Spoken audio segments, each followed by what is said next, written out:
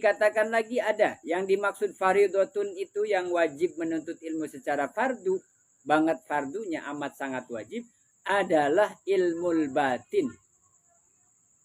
Apa itu ilmu batin? Dari namanya saja batin itu di dalam. Kalau ilmu yang zahir saja sulit kita pelajari, bagaimana yang dalamnya? Tidak mungkin kita tahu keadaan rumah, satu rumah di dalamnya kalau kita tidak masuk ke terasnya. Sudah di dalam juga belum tentu kita paham ini ruangan apa, ini ruangan apa, ini ruangan apa. Nah, maka ilmu batin termasuk ilmu yang wajib dipelajari. Apa maksudnya?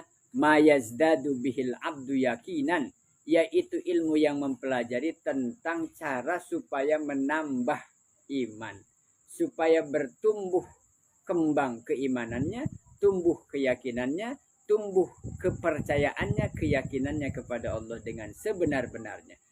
Inilah ilmu yang dicari, ilmu yang wajib dipelajari.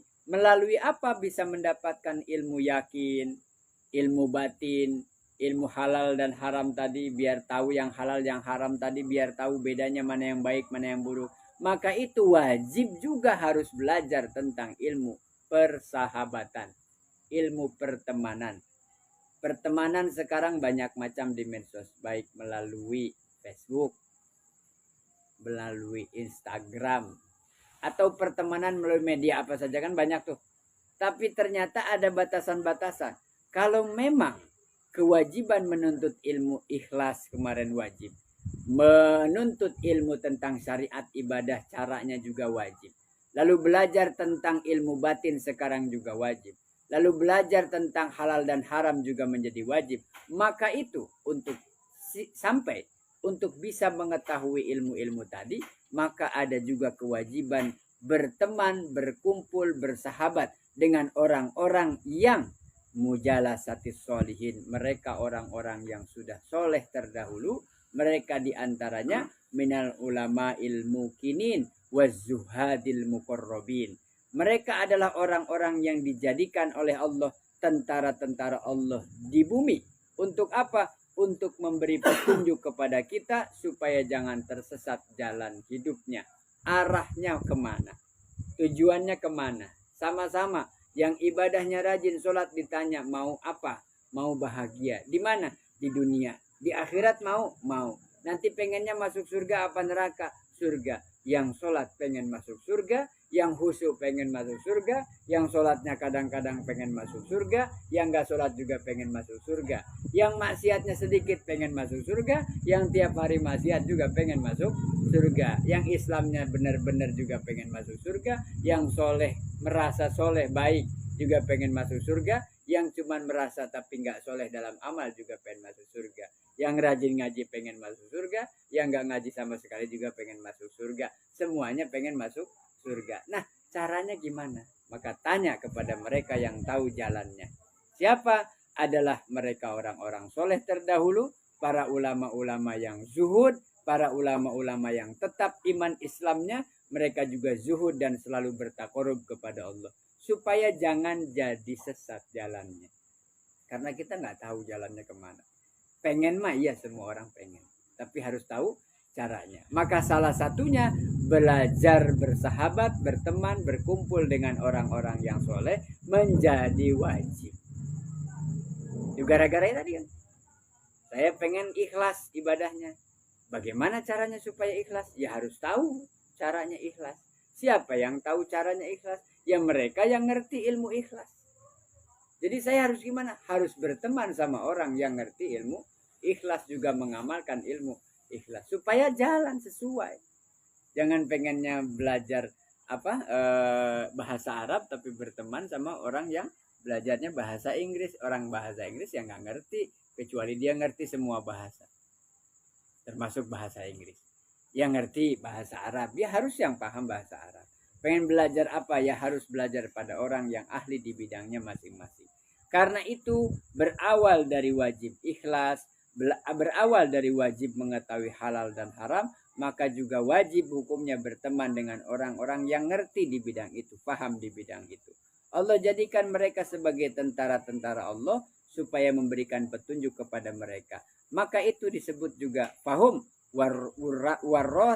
warrathu ilmin nabi. Merekalah yang diwarisi ilmunya Nabi Muhammad Shallallahu Alaihi Wasallam. Karena itu mereka belajar ilmu tentang yakin, ilmu tentang keimanan yang sebenarnya, yang pada puncaknya adalah hakul yakin. Wa qala ba'duhum, sebagian para ulama mengatakan tentang faridoh itu.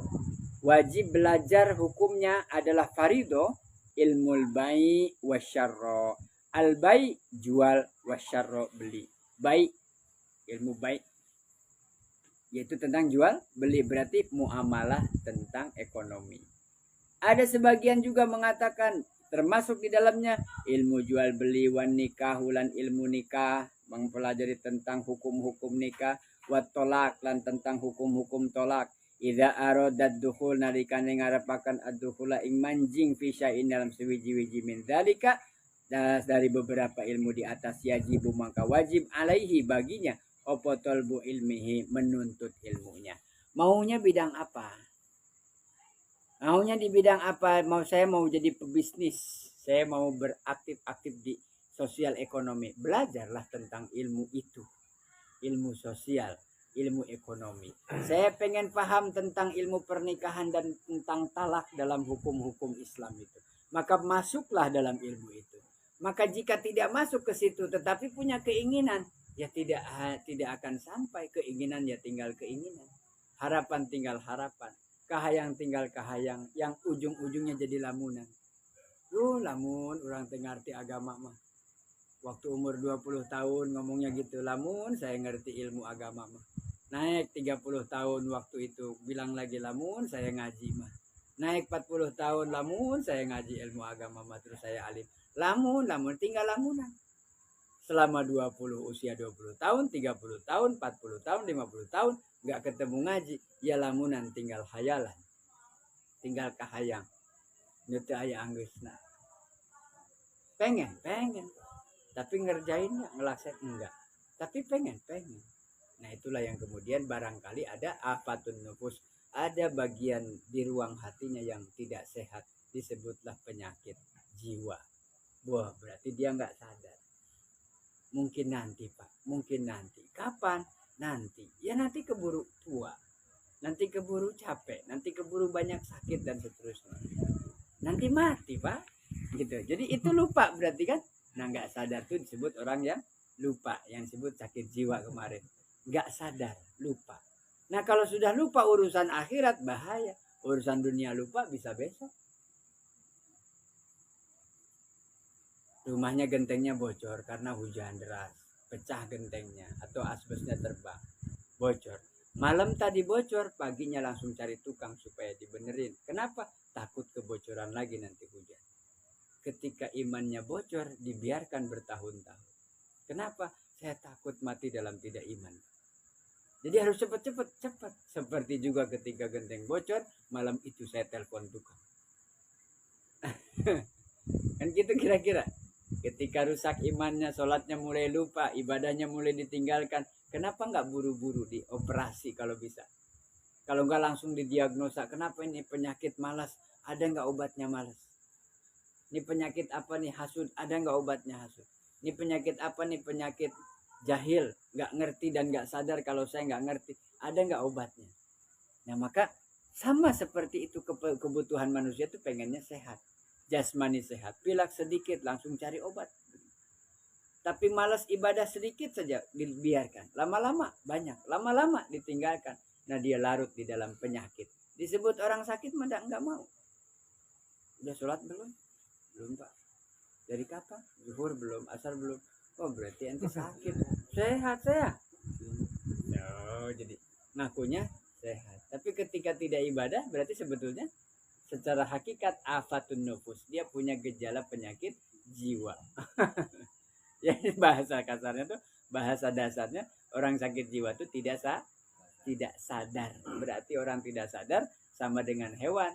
Hewan tidak sadar karena tidak diberi akal. Orang diberi akal tapi nggak sadar, apa namanya? Itu yang disebut asfala safilin, lebih rendah daripada hewan yang tidak berakal. Nah, maka alhamdulillahirabbil alamin, kita mah dikasih akal barijeng sadar. Ada akalnya tapi sadar. sadar kenapa sholat wajib. Ya kalau nggak wajib mah boro-boro saya kayak burak begitu. Untung 5 waktu teh wajib. Contohnya apa? Sholat duha kenapa nggak tiap hari Bang Oli? Ya kan alasannya karena sunnah. Coba kalau wajib sholat duha. Sholat taraweh 30 23 rakaat. Coba kalau setiap malam. Tahajud sunnah muakkad. Coba kalau wajib fardu, kalau enggak dosa. Wah, ramai terus tiap malam. Nasi uduk 24 jam.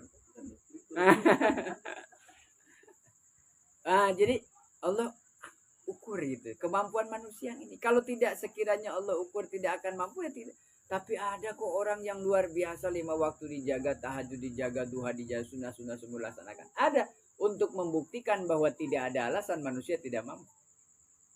Emang yang ngarang kitab ini orang manusia. Ulama tuh ya orang. Kok bisa?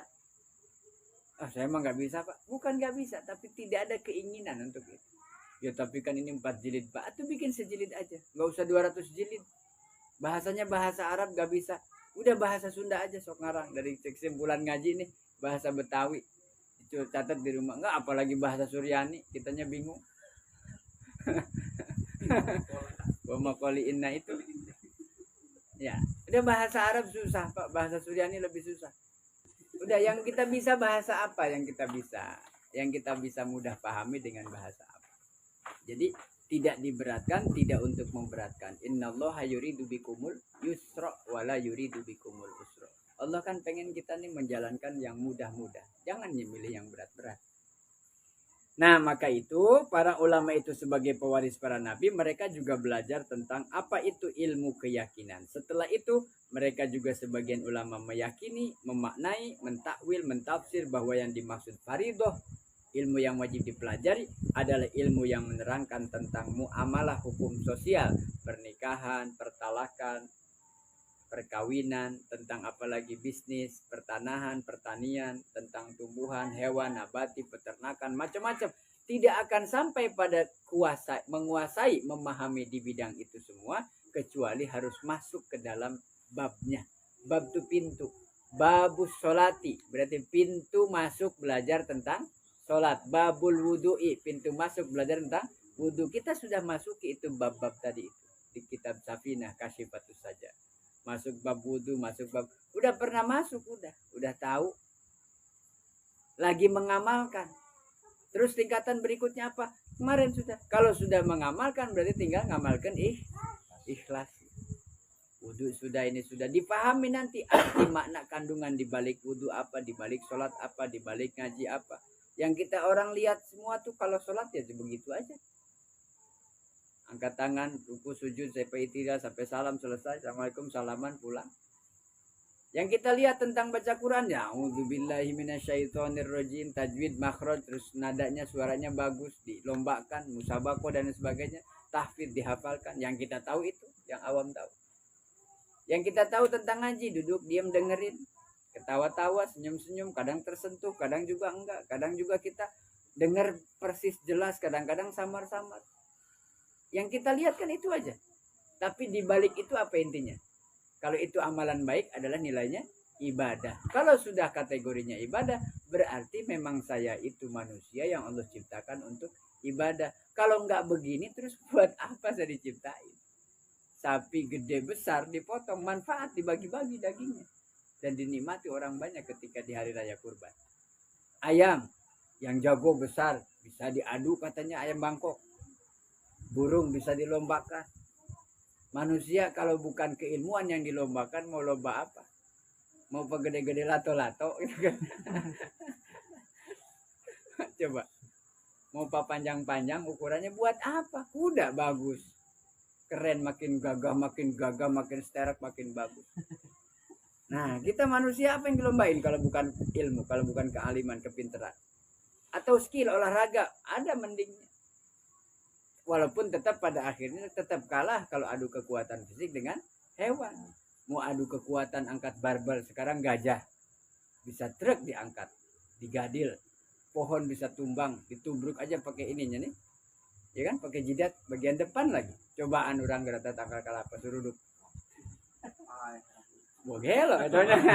Gitu. Berarti kan tadi sadar bahwa itu jangan diseruduk, caranya digergaji, caranya ditebang. Kita punya akal pakai mesin.